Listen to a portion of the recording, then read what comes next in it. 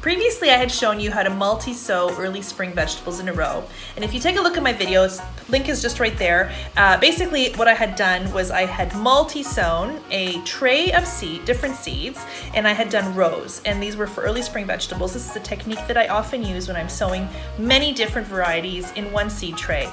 So I showed you how to do that and the reason for doing so and how easy it is to prick them out and select. Well, today's video, I want to show you the result of that. So since that time that I had sown them, it's been a couple weeks.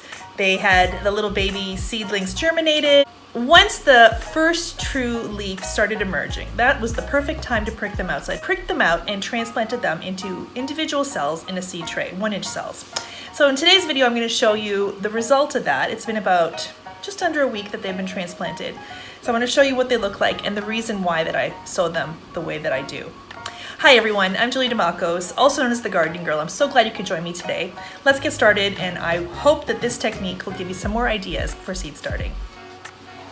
So here's the first seed tray from pricking out the first 3 varieties from that seed tray. Over here I have Purple Lady Bok Choy. These 2 cell packs are arugula, and then these 4 here are the kohlrabi. So what's the pattern that you see when you look at this? First of all, you see that there are no open spaces. So had I sown directly into the seed tray, very likely I would have had holes within the seed tray, so empty cells, which often happens because not every seed will germinate.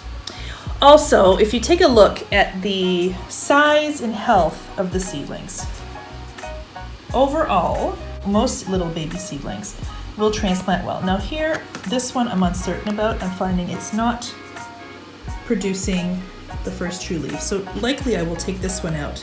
Now the great thing about multi-sowing is that you have extras, and after you transplant, you can watch the seedlings and see how they do. So far, out of 18, this one here is the only one that concerns me. So I don't see a baby leaf, whereas you can see these, the first true leaves look beautiful.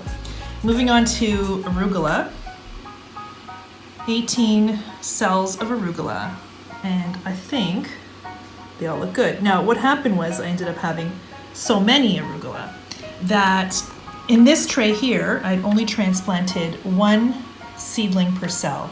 And as an experiment, in this seed tray, I had done 2, except for this one here. I had done 2 to see how they would grow together.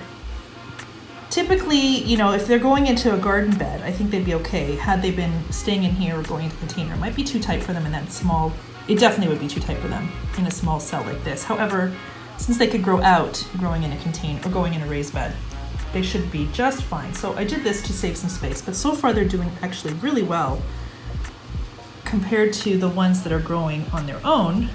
This is the only one here that looks like it's quite large in terms of leaf size. These are small, but if you look over here, they actually look really happy growing with their little friends. So this one here, these 4 are kohlrabi. Kohlrabi, you know, when you grow, 1 kohlrabi seed will produce 1 kohlrabi, kind of like 1 carrot or 1 beet seed will produce 1 root vegetable. So these are also like a root vegetable. You can take a look at the seed leaves, the baby leaves here. The first one's looking really pretty.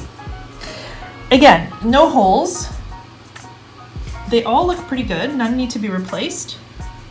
So I'm really happy with how these are growing. So really, a tray like this and only 1 potential failure, I think that's pretty good odds compared to had I sown directly into a seed tray like this and had many holes, which often happens. So this is why I recommend multi-sowing and then pricking out as opposed to sowing directly into a seed tray.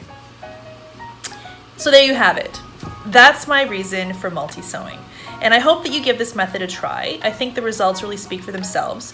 And they show that baby seedlings can take the motion of being pricked out from a multi-sown environment into individual cells, as long as you do it when they're still very, very young. If you wait till they have already developed their first true leaf, second true leaf, it does tend to stunt the plants because the plants themselves are already being stunted because they're growing compacted with other seedlings and all the roots are getting intertwined and they really don't have a lot of space and they're competing with each other. But if you pull them out just as that first true leaf appears, or just before, as soon as you feel comfortable enough to handle the seedling by the leaf, those baby seedlings will be just fine and they'll be happy and they'll grow their roots out in a brand new environment, and then you can pot up from there. So anyway, I hope that helps you guys and I hope you give this method a try. I will definitely keep showing you updates from this point on. So when I do transplant, now they're going to stay in this pot until they get transplanted to the greenhouse. But let's say these were tomatoes, for example, or something else that would need to be in the gardening room or under the grow lights for much longer. They would need to be potted up again to the next size. And I have done that with flowers and I have done that with vegetables. And I will definitely post more updates showing you the next step on what to do from that stage, from the 1-inch cell tray, unless you transplant out directly into larger cells to begin with, or into pots if you have the space, fantastic. But if you don't and you're limited like I am here, then this is a really easy way to save some space while you're starting your seeds, and also allow you to select for the best without having to accept a seedling that maybe not as strong and maybe not perform for you in the garden. By selecting the strongest seedlings, you're really selecting for the hardiest plants that would do much, much better in the garden and be able to withstand weather swings and pests and disease over something that's weak to begin with. So if you like my video, please be sure to give me a like as well. Feel free to share and be sure to subscribe. Hit the subscribe button and the notification bell to be notified of all upcoming videos. Hope you're all having a really great day, everyone. Talk to you all again really soon, and happy gardening.